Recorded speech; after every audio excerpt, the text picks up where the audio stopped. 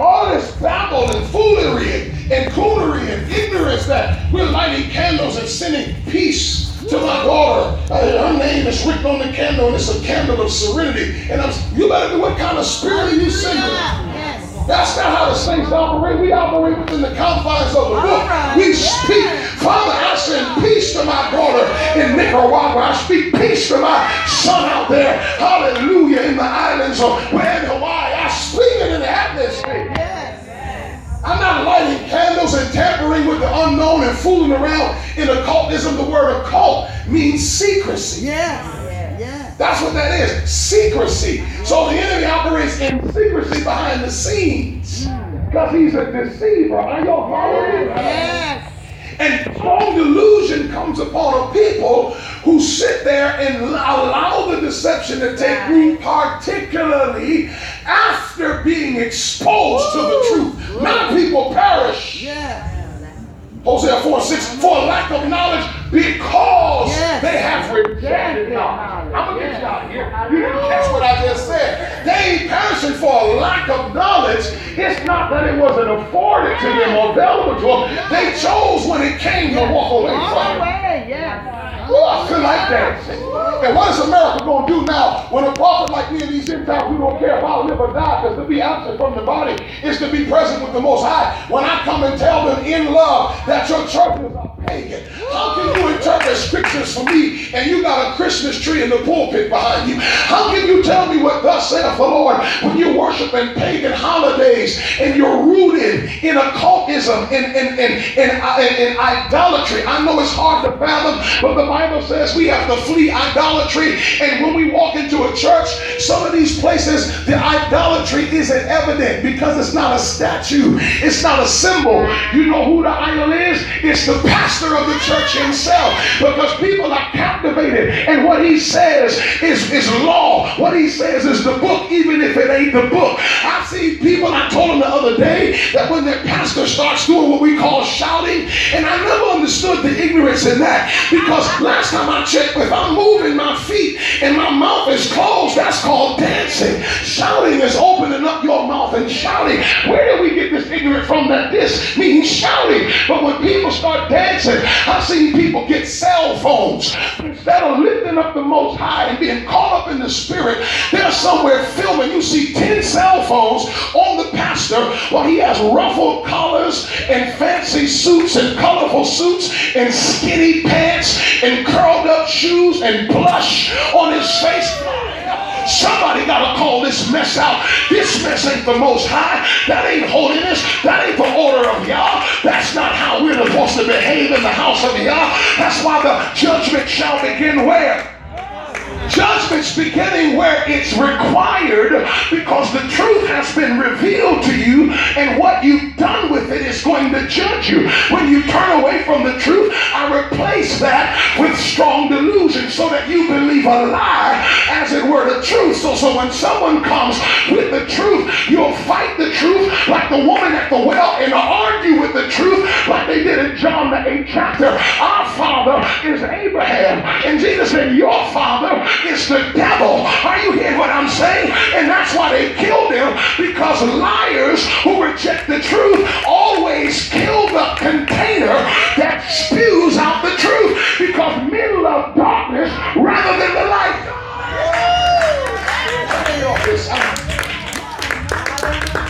Let me I'm not here you sweating, y'all.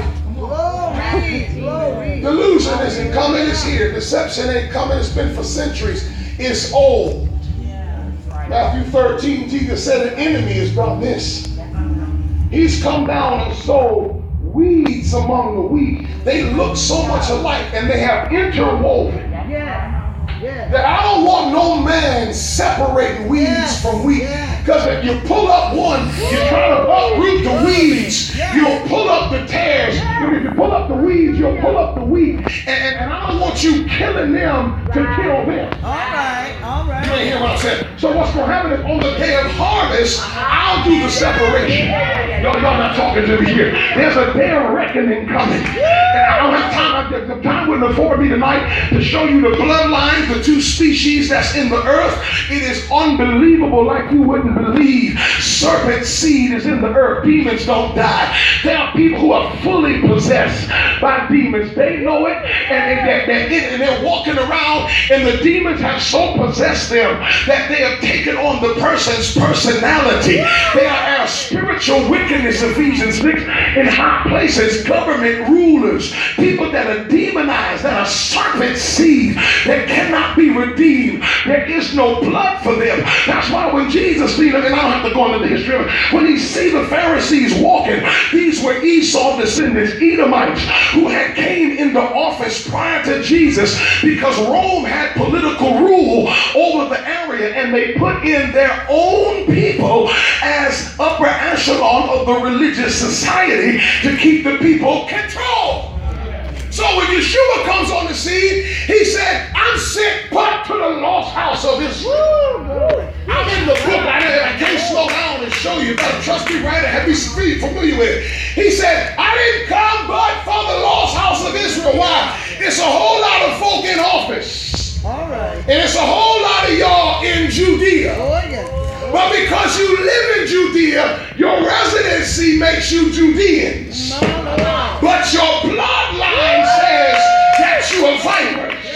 You hear what I'm saying? You just didn't hear what I'm saying. Do you understand what I'm saying? That Jews wasn't even a word until the 17th century. So they were Judeans. And when Jesus, who was from Judea, comes into Judea, he says, I'm not sent to everybody that are Judeans. All right. Amen. I'm sent to the lost house of Israel. Y'all are not helping me. When he sent his disciples, McDuffie, he said, go not in the way of the Gentiles. Who are the Gentiles? These folk in Judea who are in position, who say they are Jews. Wow. You can make your mouth say anything. You've heard presidents make their mouth say anything. Oh, yeah. Till they get you to put them in office, and then that's when the rubber meets the road. He'll say anything till you give him some, and that's when they'll say anything till you marry him. They'll say anything till you sign the contract. Oh. Don't go in the way of the Gentiles. Why? I got some folk. It would be like, how could I say this? It would be like, I'm from New York, right? So I'm a New Yorker, right? So this is Floridians. So it would be like, if I call somebody from New York and I say, man, come to Florida amongst the Floridians, but find the New Yorkers. Wow. In Florida. Yeah. You follow me? Yeah. So I need you to go. I come to seek and save. That's what law. So we start seeing Jews and Gentiles and this terminology in the Bible. It's been interpreted by Gentile people who, you gotta understand, we were slaves in this country when the master got sick. Am I talking crazy? When he got sick, McDuffie, he coughed, he's sick, he's bed-stricken. The slave would come in, and first of all, they would make the young slave boys lay down, and if the master had rheumatoid arthritis or certain conditions, they thought that they could put their feet on their chest, and the arthritic condition or rheumatoid arthritis or the condition in the body would pass it to the slave boy. Wow. And the little slave boy be sitting there, you know, he's supposed to be dumb, but he's just smart. He get, oh yeah, master, I feel it all in my back. It's passing all through me, son. I got it, son, I got it. But you know what he would say, right? Come in here, the master coughing and sticking. The old slave man coming in, house stick rope, say, master, what's wrong? We sick, son. You didn't catch the wisdom. Nothing wrong with the slave, the master sick. But see, if the master was sick, the slave partook of the master because I got your name. Yes. I got your culture. Yes. My wife got your seed in her stomach. Y'all, everything I got you and gave me because you took everything I had. All right. We sick, son. All right. My Lord. So now when you weren't allowed to read, it was unlawful for you to read. Then you started reading. See, that's why you understand how powerful you are to overcome everything that you went through and you're still alive. Say this, please. Say we are survivors. We are survivors. Israelites now. Y'all listen to me real good now. Now notice what happened. Notice what happened. See, you couldn't read. It was unlawful. You caught reading, you were killed, whipped, chopped, whatever, right? Murdered, sold off, whatever. Now you started reading. So now they said we can't stop from reading. So now the reading is, we're going to tell them what they read. All right. We're not going to let them think for themselves. We're going to tell them what the interpretation is that they read. And so you've been branded forever from that point on. Look, you don't need world history in high school. What you need that for? You got Google. But they're still taking it. Why? Because there's certain history they want to indoctrinate you. Amen. Right? So what happens is this. I know, get out of your way, I'm going to take a little bit more. So you were made to believe what other people wanted you to see or believe, or their interpretation. Do y'all not know this? Do y'all not know this? There were European white slaves well before there were black slaves. You got to do is search it out. That's what you get. So Slovenia and all these different countries, the Slavs. The word slave comes from the Slavish people. Wow. You know who enslaved them?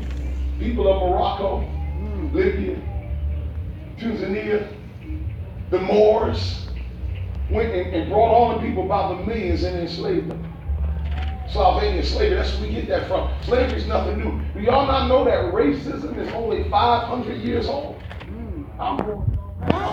It's only 500 years old. Do you not know the melanated people of the world? Before there was white people, there were black people in Europe well before there was white people.